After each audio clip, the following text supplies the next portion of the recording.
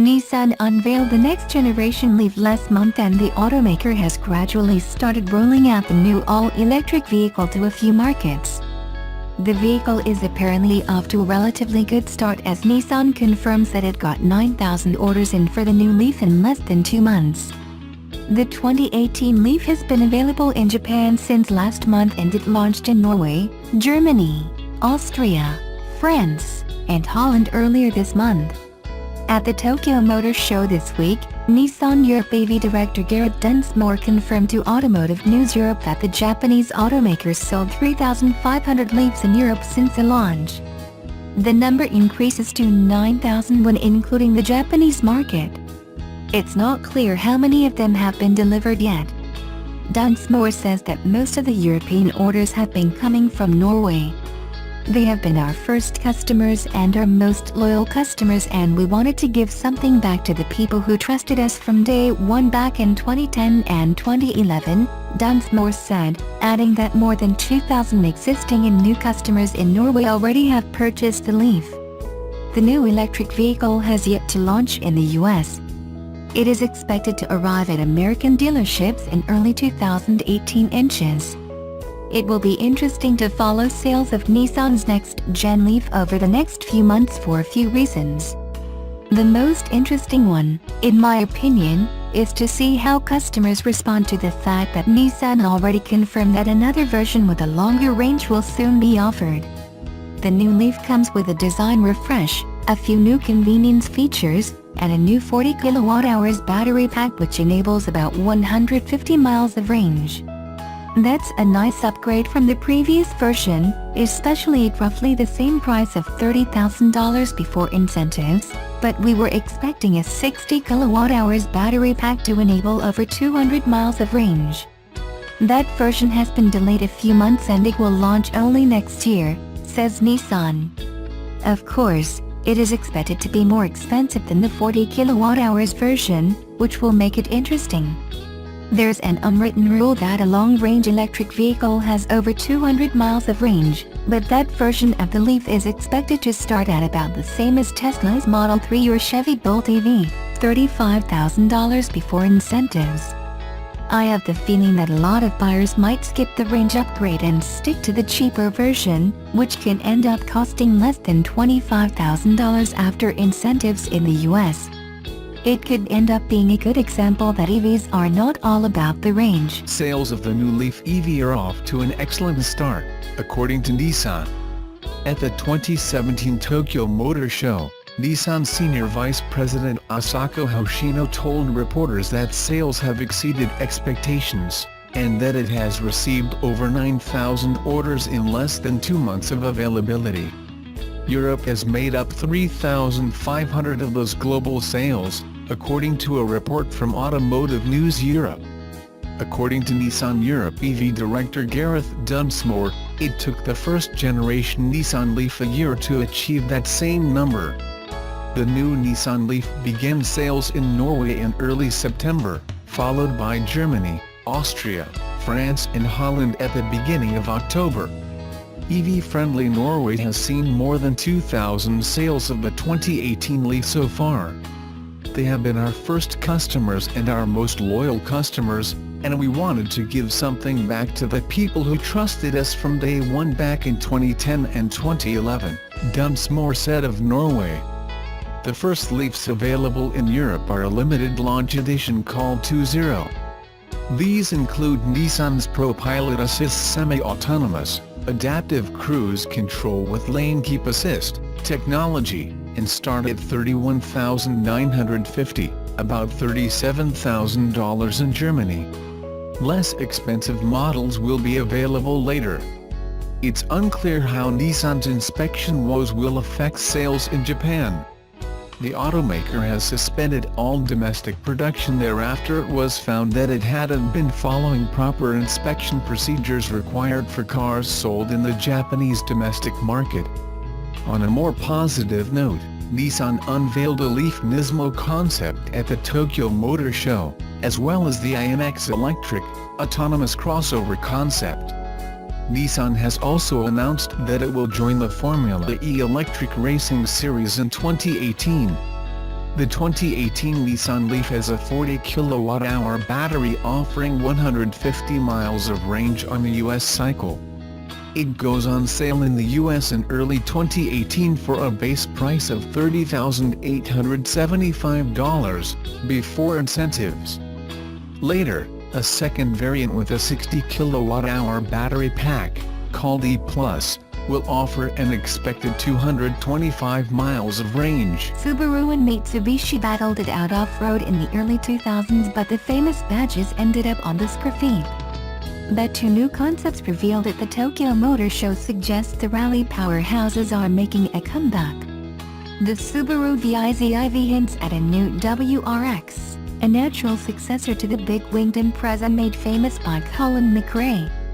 Subaru's sleek four-door takes inspiration from its all-wheel drive performance cars and could replace the WRX-D models that have failed to impress British buyers. The concept is also fitted with next-gen driver assistance systems that are expected to be on standard Subaru models in 2020. Meanwhile, Subaru's old rally rival Mitsubishi has revived the Evo name, dropped in 2016. The Mitsubishi E-Evolution gives the old rally super saloon a stylish, electric SUV makeover. The coupe design ends at its sporty roots, and it'll be fitted with all-wheel drive performance that made the original Evo famous. Mitsubishi also unveiled the interior of its model with a huge central infotainment and navigation screen. Wing mirrors are replaced by cameras too, with images beamed onto screens in the cabin. The steering wheel isn't standard either, with a half-rectangle design, while the windscreen wraparound glass mimics a jet fighter. At the 2017 Tokyo Auto Show, Subaru is showing off a pair of new special edition models that, for the most part, center around their shared exclusive paint color, cool grey khaki. One is the Japan market-only WRX STI, and the other is the BRZ STI Sport Edition covered here. It too is only available for the Japan market, along with a new range-topping STI Sport trim level. Fans of Subaru's STI performance brand, hold your horses, Subaru certainly has. The STI Sport gets no extra power over regular BRZs. No turbocharger, nothing. What it does get is, essentially, the contents of the US market BRZ's performance package. Sachs dampers, Brembo brakes, and special 18-inch wheels are included. The US package has 17 inches, plus a tiny STI badge and a grille that we don't get here in the US. Ditto the Bordeaux red interior color scheme, which wraps the seat bolsters in red leather and their centers in contrasting black faux suede. Stepping up to the STI Sport Cool Grey Khaki Edition simply vaults you into a class of 100 only, that many will be built and nets you the sweet paint. This is the rare case of a foreign market car that's sort of cool that we also don't have to lament for not being sent to the United States. Essentially, this same car is sold here, although we think the classy Bordeaux red interior and sweet cool grey khaki paint will be nice additions to the US car's options list.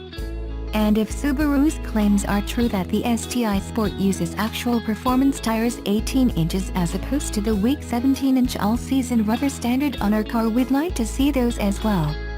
Or, just buy the BRZ performance package and hit up your tire dealer for stickier rubber. Nissan started their press conference off with an apology from Daniele Schilacci, Executive Vice President for Global Marketing and Sales. Recent scandals involving Kobe Steel, as well as the signing off of cars for the Japanese market by unqualified staff, has put Nissan under intense scrutiny. By owning up to it and bowing deeply in front of the predominantly Japanese media, Schilacci made it clear that Nissan's leadership intends to own their mistakes. It's all about moving forward for Nissan. Immediately after the apology, Schilacci moved on to Nissan's plans for their future, which centers around what Nissan calls intelligent mobility. Powered by two electric motors providing a combined 320 kilowatts of power and 516 pounds-ft of torque, the IMX Zero Emissions concept embodies the future of Nissan intelligent mobility. Nissan claims it'll achieve a range of 372 miles on a single charge. Though don't get too excited. This is a concept car that probably won't see production. Perhaps we'll see elements of design from this concept in future SUVs and crossovers. The next Murano could look something like this, or, better yet, the next Juke. The IMX has Nissan's ProPilot system, which offers two modes. In ProPilot mode, the computer fully takes over control of the car. In this mode, the ProPilot retracts the steering wheel and reclines the seat for a more lounge-like experience, while manual gives the driver full control again. What's more, this electric autonomous crossover can also drop you off at the airport, take itself back your house, and even send power back to the grid by powering your house while you're away. C. Intelligent mobility. Of course, a lot of this is still a few years away. Nissan wants to implement something along these lines by 2020. You'll notice with a lot of the press conferences at the Tokyo Motor Show this year. 2020 is a big year for them. Perhaps the Olympics have something to do with it. Perhaps it's just easy to make 20-20 vision puns with that year. Either way, there's a lot happening in 3 years. In the much nearer future, but still sticking with EVs and intelligent mobility, the Leaf Nismo concept previews what a Nismo EV could look like. Nissan didn't go into much detail about the Leaf Nismo and whether or not it had any performance upgrades over the standard Leaf. They did say it would offer an exciting drive and had aerodynamic advantages over the standard Leaf. There's potential here. No one has done or is doing affordable sporty EVs. Done properly, this Leaf Nismo or whatever else small Nissan Nismo EV is in the works could change the appliance stigma of EV hatchbacks. Remember the Renault Zoe eSport concept? Surely this would be the perfect time for the Renault-Nissan alliance to come into action. Continuing on with their commitment to EVs, Nissan also announced they'd be competing in Formula E next season. They'll be the first Japanese manufacturer to enter the FIA series and will join the likes of other EV-committed brands such as BMW, Mercedes-Benz, Porsche, Audi, Jaguar, Renault, and DS. Apart from the Formula E announcement, which if you think about it seems like a no-brainer for Nissan, it was a bit predictable. The Leaf Nismo had already been pre-released. And, while the IMX is a good enough looking crossover to rival something like a Tesla Model X, it's not destined for production. Also, a concept or announcement of a new Z wouldn't have hurt.